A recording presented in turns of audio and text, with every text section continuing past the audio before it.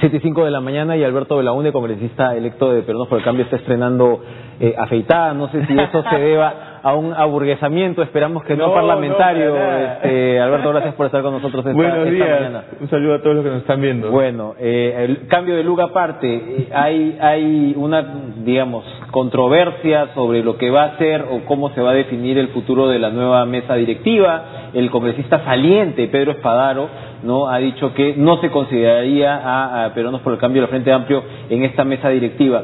Mercedes Arauz ya le respondió. ¿Qué cosas se puede ir esperando de esta declaración? Yo creo que va a ser realmente, o todavía estamos en camino de... Es muy temprano. Yo entiendo que tal vez el congresista Espadaro ha declarado eso porque justamente es un congresista saliente. Pero espero que los congresistas entrantes, en este mes que todavía queda para la elección de la nueva mesa directiva, tengan una actitud más dialogante, porque vamos, del diálogo y la búsqueda de consenso solo pueden salir cosas positivas. ¿A qué apuntaría Peruanos por el Cambio? A integrar la mesa directiva, sin duda.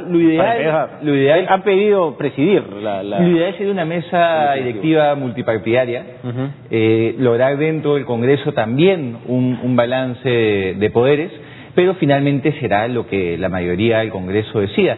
El fujimorismo tiene una oportunidad histórica de demostrarle al país que no es que esa duda sobre el autoritarismo que sería parte de ellos no es así.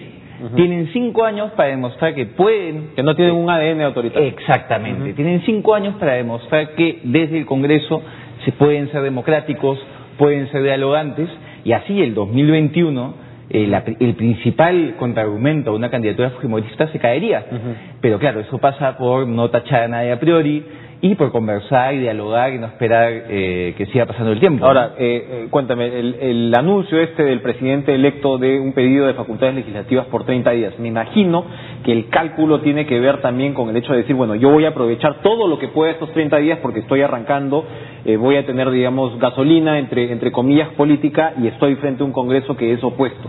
Entonces se supone, me imagino yo, que la ingeniería, la planificación que se está haciendo de las leyes que se necesitarían es muy fina y muy completa. Es decir, no creo que se vaya a que estén pensando en pedir facultades legislativas durante varios periodos. No pueden contar con eso, ¿no? No, y además lo natural es que un gobierno que inicia pida facultades legislativas, plantee un paquete inicial de reformas, y esas reformas las que se ejecuten. ¿Cuáles son las prioridades ahí? Ahí las prioridades son seguridad ciudadana, reactivación económica, el apoyo de las regiones y algunos temas sociales como el tema del agua, que es una de las principales preocupaciones del presidente. ¿Qué podemos adelantar, digamos? Yo sé que todavía seguramente no se saben los detalles específicos, pero ¿qué se puede adelantar sobre qué tipo de leyes o qué tipo de documentos son los que desarrollaría el Ejecutivo? No me gustaría entrar en mucho detalle, pero por ejemplo en el tema económico hay un paquete tributario importante para cumplir las promesas de campaña. Hay también una serie de medidas para ayudar a formalizar la economía peruana que va a ser muy interesante.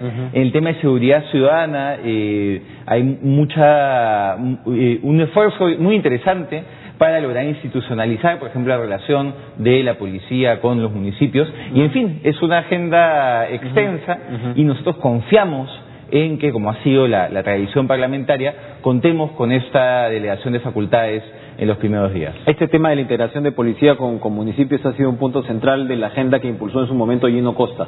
Hay incertidumbre sobre qué va a pasar con el sector interior, porque por un lado se dice, claro, si Costa es el padre de la criatura, entre comillas, en términos de lo que era pues el programa de gobierno, que fue relativamente bien recibido, ¿no?, en la primera vuelta con respecto a seguridad, pero ¿qué pasa si es que, digamos, una persona ajena a ese círculo, porque ya sabemos que son de repente ningún congresista que pasa al gabinete por lo reducido de la bancada? ¿Qué pasa si alguien, pues, digamos, como Andrés Reyardo, que trascendió podía ser el próximo ministro del Interior, rompería eso, digamos, una coherencia, una cohesión, que es lo que ha tenido Peruanos por el Cambio? Lo bueno de seguridad. ¿Es probable, mejor dicho, que Costa sea el ministro del Interior? Yo creo que sería un estupendo ministro del Interior, pero esta decisión solo le compete al presidente Kuczynski. Y nosotros como bancada apoyaremos la decisión. Los ministros podrían ir a votar igual, ¿no? Sí. Los congresistas, lo importante en este caso es que justamente como hay un plan de gobierno, hay un equipo y hay un interés de desarrollar y cumplir las promesas, En realidad las personas no son tan importantes. Creo que más importantes es una forma de decirlo, ¿no? Pero digamos, el señor Reyardo representa propuestas muy distintas a las que tenía el grupo de... Quien sea ministro del Interior tiene que cumplir con el plan de gobierno de Peruanos por el Cambio, como quien sea ministro de cualquier otra área. Su principal documento en el escritorio, digamos, tiene que ser el plan de gobierno de PPK. Se está hablando mucho sobre la posibilidad de Fernando Zavala, él está en el bolo desde hace varios días, exministro de Economía, de alguna manera muy cercano también a Kuczynski, en el sentido pues que fue viceministro de Kuczynski, trabajó muy de cerca, y es de imaginar que por eso el presidente electo está pensando en él para la presidencia del Consejo de Ministros. Él ha pasado varios años como CEO, como presidente pues de Bacus, ¿no? Que es un cargo pues muy importante dentro de la empresa privada, y hay quienes dicen si es que él tiene o contaría con la suficiente muñeca política para estar al frente de la presidencia del Consejo de Ministros, que no es poca cosa, se requiere realmente... ¿Qué sabemos? ¿Qué sabemos de esa posibilidad? Todavía nada. Sabemos que es muchas opciones que el presidente Kuczynski está considerando. Yo tengo la mejor opinión de Fernando Zavala. Fue un estupendo ministro con mucha muñeca, mucho conocimiento del Estado. Tiene una exitosísima labor en el sector privado, y yo creo que además esto puede transmitir un mensaje muy importante a la población y a los inversionistas en torno a la personalidad que tendrá el gobierno de Pedro Pablo Kuczynski. De ser el caso, puede que no lo sea, contará sin duda con... No corre el riesgo más bien de que esa personalidad que se proyecte sea excesivamente tecnocrática. Es decir, ¿qué señal más clara de un tema de pro sector privado, pro empresa, ¿no?, que el propio Pedro Pablo Kuczynski... No, pero justamente lo que se busca es que haya una coherencia. Yo creo que el presidente Kuczynski es una buena síntesis de lo tecnocrático y lo político. Vamos, un puesto de ministro de Estado es un puesto político. Entonces yo creo que Fernando Zavala va en la misma línea. Va a ser un equipo, en caso se cumpla esté trascendido, va a ser un equipo muy coherente y muy articulado. Yo creo que va a ser un gabinete muy interesante. Y bueno, Jaime Saavedra está en el bolo también. Todo indica que puede quedar en educación. Todo indica que va a estar en el gabinete, pero también ha trascendido que podría ser el próximo PC. Es un estupendo profesional, y yo creo que independientemente de si Jaime Saavedra continúa o no en el sector de educación, es importante que las políticas de Estado de educación se mantengan y se mejoren. Muy bien. Esto no quita que, digamos, habrán cosas que corregir, otras que no, pero es importante que haya una continuidad. Yo quisiera aprovechar la entrevista para señalar algo que compete a la agenda de Lima como ciudad, pues finalmente yo he sido elegido representante por Lima.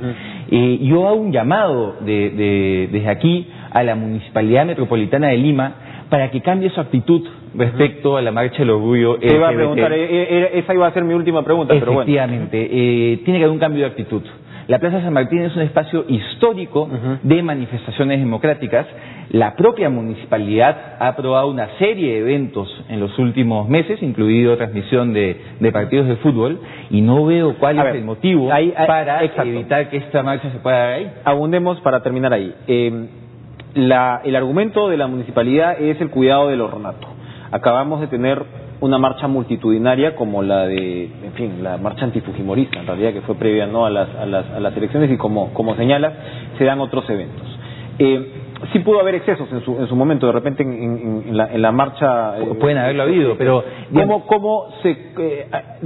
a lo que voy es, porque efectivamente aquí la municipalidad tendría que dar un mensaje muy claro, que no hay ningún rezago discriminatorio, ¿no?, para empezar, y parecería que sí lo puede haber.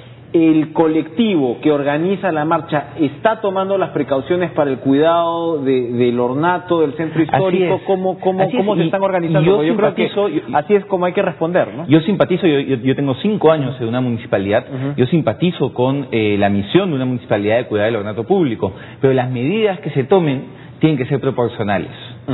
Completamente de acuerdo con que se exija, por ejemplo, que haya un grupo especializado dentro de la marcha asegurándose que se cuide el espacio público, que se mantenga limpio el espacio, pero no es proporcional evitar que esta manifestación se dé en ese espacio, y además no es coherente, porque ha habido otras manifestaciones que sí se han dado en ese espacio. Yo que trabajo en el centro de Lima, en la misma Plaza de Armas, tenemos actividades ya prácticamente diarias, ¿no? Efectivamente. Entonces y eso es sano. Una ciudad tiene que tener urbano, ¿no? Efectivamente, tiene que tener un centro muy dinámico, un centro muy vigoroso, y en todas las ciudades del mundo la marcha del orgullo LGBT pasa por el centro de la ciudad. Y estamos seguros que tendría pues una manifestación cívica en el sentido de no dañar pues en ninguna Yo confío que la Municipalidad de Lima en estos días va a rectificar y va a tomar una decisión adecuada.